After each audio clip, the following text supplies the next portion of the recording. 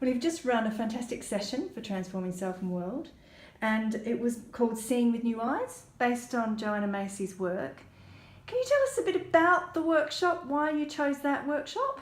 Yeah. What it means to you? Yeah. So Steph, who's a good friend of mine, asked me to come and do something with the group, and there's so many different ways of approaching this work, transforming self, transforming world.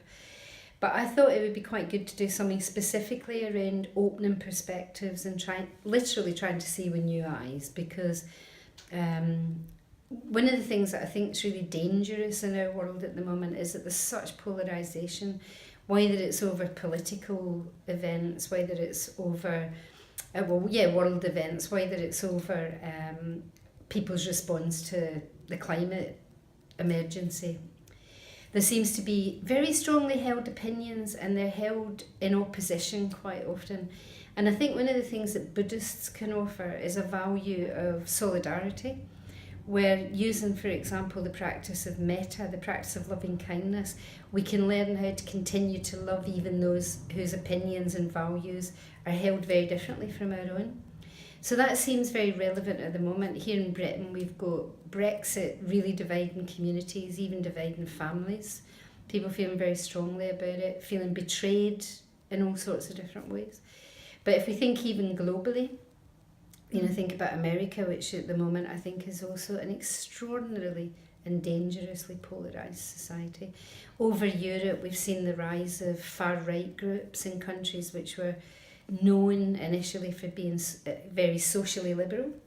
So I think, so seeing with new eyes is effectively trying to see through and beyond separation and polarisation. So that was why I chose to do that now.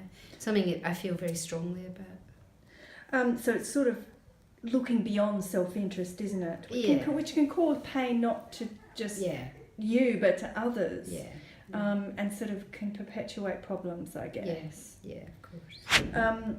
Well, tell us a bit about, I guess, how you felt the workshop went, what sort of things you do in the workshop. Give us a bit of a sense of it. Yeah, so we, to begin with, we did a meditation. I led us through a meditation to help people really focus on their solidarity with others through looking at how we all share in being nourished by and held by the elements of earth, water, fire and air in particular.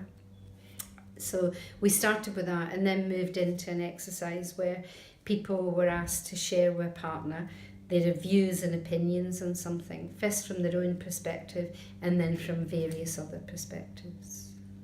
It seems like a really precious thing just to be sharing that sort of thing. I think it's something that people, I sense that people don't get to do very often, is to share those sort of things and to talk about that sort of difficulty that's going on in the world. But how has it, I guess, informed your practice? And I'm also interested in your background with Joanna Macy, because that sounded like it went back a long way. Yeah, it did. So in a way, I came into the Dharma through social interest and care, really, rather than through meditation. I remember when I first got involved, Frit Damarati, who was teaching at the Glasgow Buddhist Centre, said if I really wanted to change the world, I had to change myself, which I thought sounded very tedious. But I thought, I kind of trusted him, so I thought I'd listen. And in a way, meditation was never my driver. I was driven by the desire to find a way to change the world.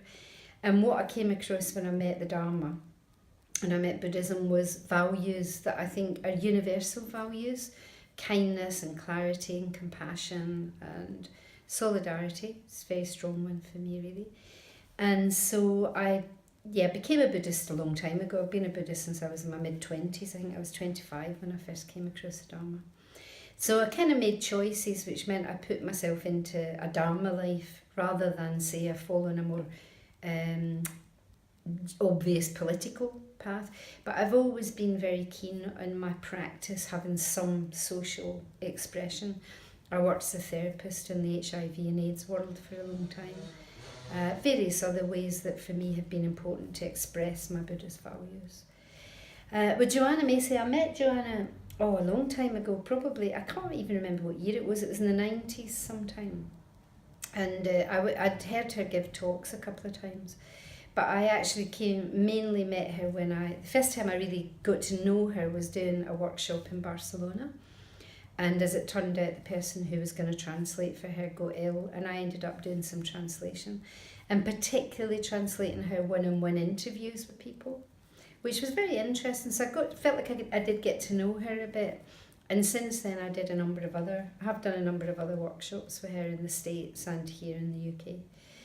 It's been a long time since I've done it because, for various reasons, about 10 or 11 years ago, I made a decision to take up a particular responsibility within Triratna, which was order convening, which was incredibly time consuming, and something had to go.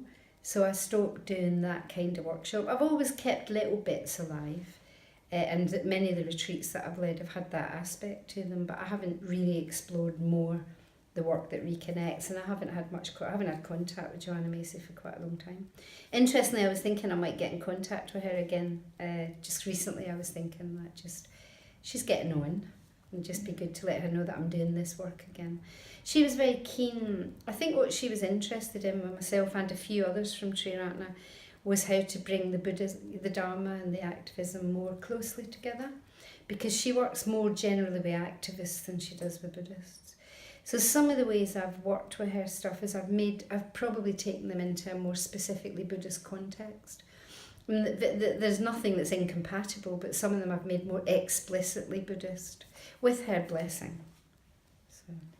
And people went away feeling very inspired and energised today, I noticed. Seemed to, yeah. They did. What just to finish, I guess, is there one thing you can tell us that inspires you the most about doing this work, about doing these workshops, about Joanna Macy's work?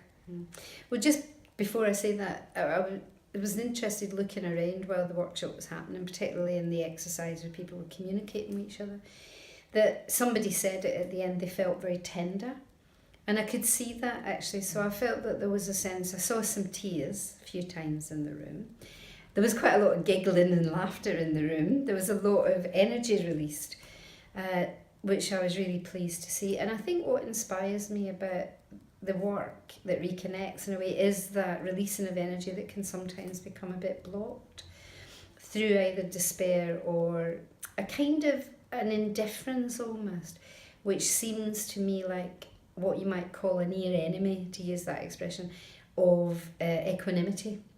That there's almost a kind of, rather than being equanimous in the face of the world's problems, I think we close down to them, and it can feel a bit like equanimity, but actually it's almost a bit more like denial or blocking something. So I think the work that reconnects can be very helpful in allowing energy to be released and allows to turn towards suffering or turn towards feelings around things. But I think what really inspires me is the Dharma. I mean, that's why I've made the choices that I've made over the years. And I do think that what the world really needs, I don't mean everybody should be converted to Buddhism. I'm not interested in that. I don't ever imagine we will have a Buddhist world. But I do think there are values in Buddhism that if we could help those values become more well known in society and really help train people, help people to open to those values. I think the human values of kindness and care and compassion, I think that would have a really, really big effect on a world that's absolutely suffering and burning and really needs it. So that's what inspires me. Thank you so much.